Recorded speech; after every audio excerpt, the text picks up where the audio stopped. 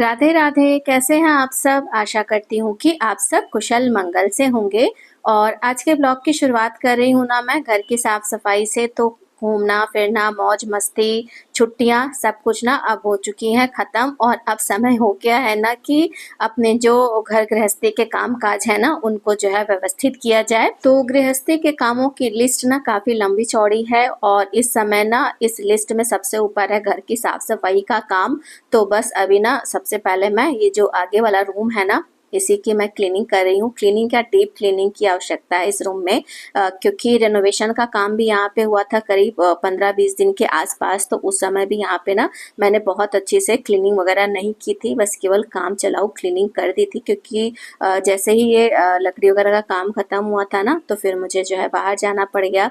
फिर वहां से आना, मतलब कुल मिलाकर मेरा कहने का ये मतलब है कि बिजी ही रही मैं पिछले 2 महीने, मतलब मई और जून।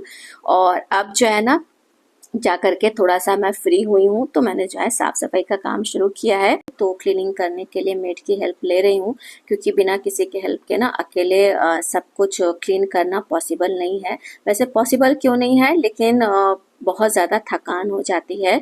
और घर में ना केवल एक ही काम नहीं है कि आप साफ सफाई कर रहे हैं तो फिर आपको और घर का कोई काम नहीं करना, सारे काम करने रहते हैं। उसके साथ ही जो एक्स्ट्रा साफ सफाई के या कुकिंग के काम होते हैं ना उनको भी करना पड़ता है। तो इस काम के लिए फिलहाल हेल्प ले रही हूँ मैं मेड का।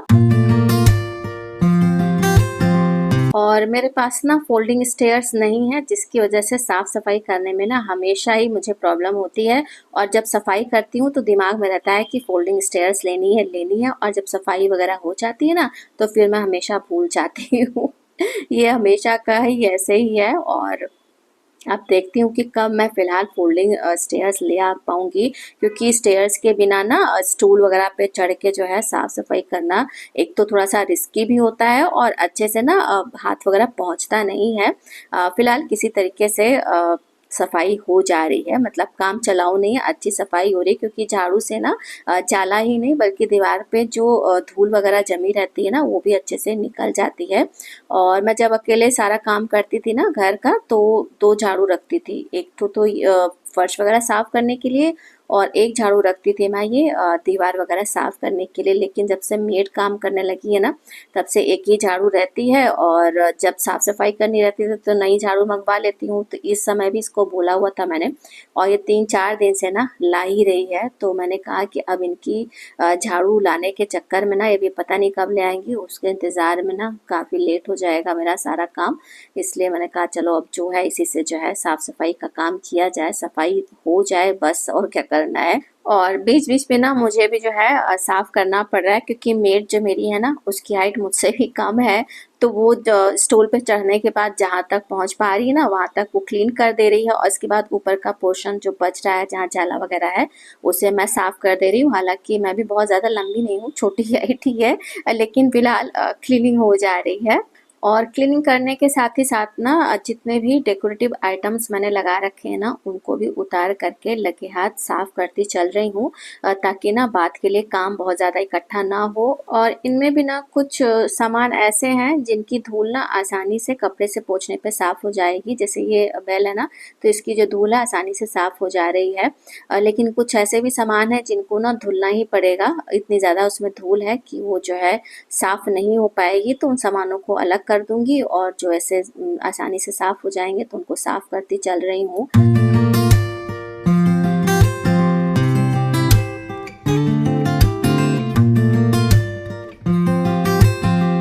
और जैसे जैसे ना जो सामान मैं साफ करती जा रही हूँ ना तो उन्हें जो है वापस से टांगती भी जा रही थी। जैसे ये झरोखा है ना इसे अच्छे से क्लीन कर दिया है, तो क्लीन करने के बाद जो है इसे बस मैं टांग रही थी।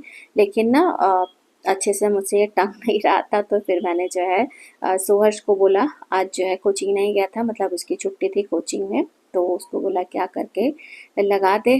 तो उसने फिर आकर के इसको टांग दिया। और इसके बाद ना जब पूरा रूम साफ हो गया तो जो बचे हुए डेकोरेटिव आइटम्स थे ना, तो उनको फिर मैंने वापस से उनकी जगहों पर ले जा करके लगा दिया। और जो धुलने में रखे हुए सामान वो तो धुले जाएंगे, इसके बाद फिर उनको जो है लगाऊंगी।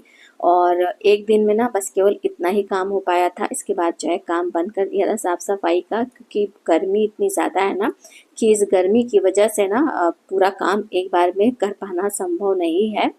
तो इसके बाद फिर ना जो बची हुई साफ़ सफाई का काम था वो नेक्स्ट डे जो है शुरू किया जब मेड आई तब। और आज सुबह ना मैंने जो है रोज़ की तरह पहले पूजा वगैरह नहीं की, क्योंकि आज पूजा की जिम्मेदारी बच्चों को सौंप दी थी। बच्चों को क्या मतलब प्रकर्ष था घर पे, तो उसी को बोल दिया था, तो आज उसी ने पूजा की। और मैंने ना फिर सोचा कि जो बची हुई साफ़ सफाई का काम है ना उसे पहले कंप्लीट कर दिया जाए, इसके बाद फिर कुछ और किया जाएगा। तो बस आज जो है ना सोफ़े वगैरह सरका करके यहाँ की साफ़ सफाई करनी है, खिड़की साफ़ करना है। और इस विंडो पे ना मैंने पेपर लगा करके रखा हुआ था। एक्चुअली में कुछ महीनों पहले जो है ना ये जो कर्टन वाली रॉड है ना जिस पे कर्टन हैंग करते हैं, वो रॉड नीचे गिर गई थी, तो इसे जो है ड्रिल करके लगवाने में ना थोड़ा सा समय लग रहा था।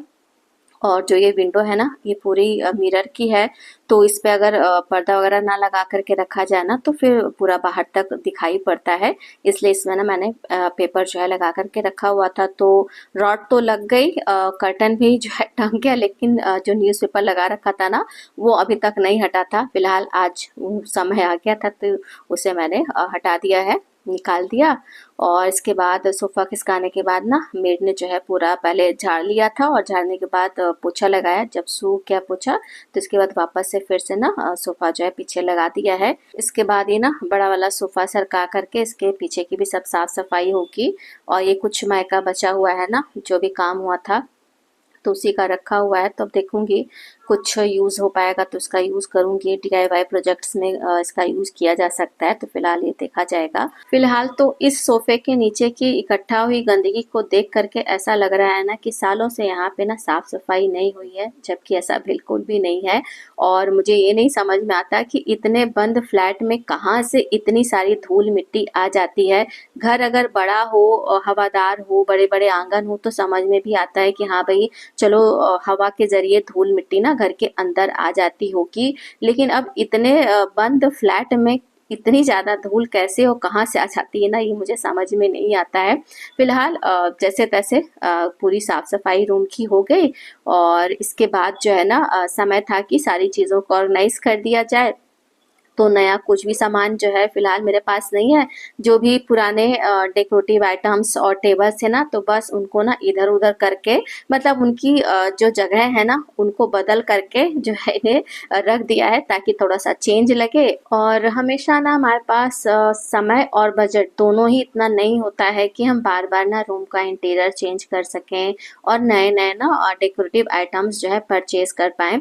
तो इसके लिए ना एक आसान सा उपाय ये है कि हमारे पास जितने भी सामान है ना उनकी हमेशा जो है जगह बदलते रहें। जगह बदलने से ना थोड़ा सा रूम चेंज लगने लगता है, सामान वही रहता है, रूम वही वही रहता है, लेकिन जगह बदलने से ना पूरे रूम का जो है लुक बदल जाता है। और अभी मैंने ना अपने इस रूम में भी कई चीज़ें चेंज की हैं, कई चीज़ें वही पुरानी वैसे ही हैं। और जैसे अब इस वॉल की बात करूँ ना तो सारी चीज़ें वैसी की वैसी ही हैं, बस केवल यहाँ पे जो हैंगिंग शेल्फ लगा रखी है ना तो यहाँ पे पहले जो मैंने डेकोरेशन के लिए सामान रखा था उसे हटा करके यहाँ पे मैंने दूसरा लगा दिया है, ताकि थोड़ा सा चेंज लगे। और ठीक इसी तरह से ना यहाँ सोफे के बगल में एक प्लांटर रखा हुआ था तो उसे मैंने यहाँ से हटा दिया है, और उसकी जगह पे यहाँ पे टेबल रख दिया है, यहाँ पे फ़ोन और एक ही वास रख दिया है। और जहाँ पे ये टेबल रखा हुआ था ना वहाँ पे मैंने ये प्लांटर रख दिया है, उस पर प्लांट भी ला करके रख दिया है। तो ठीक इसी तरह से ना छोटे छोटे से चेंजेस मैं अक्सर रूम में करती रहती हूँ। तो इस ट्रिक से ना घर को डेकोरेट करना ना कुछ ज़्यादा ही आसान हो जाता है, और साथ ही साथ ना हम फिजूल खर्ची से भी बच जाते हैं, मतलब डेकोरेशन के सामान को बिना मतलब के खरीदने से बच जाते हैं।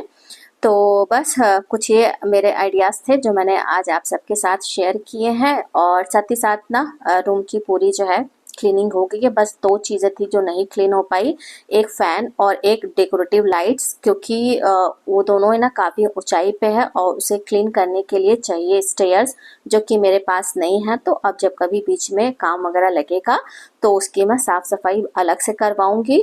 और साथ ही आज का ये जो क्लीनिंग ब्लॉग है ना, मैं यहीं पर एंड कर रही हूँ। और ब्लॉग अगर अच्छा लगा हो तो प्लीज़ वीडियो को लाइक और चैनल को सब्सक्राइब करना ना भूलिएगा। मिलते हैं अगले ब्लॉग में, तब तक के लिए जय श्री कृष्ण।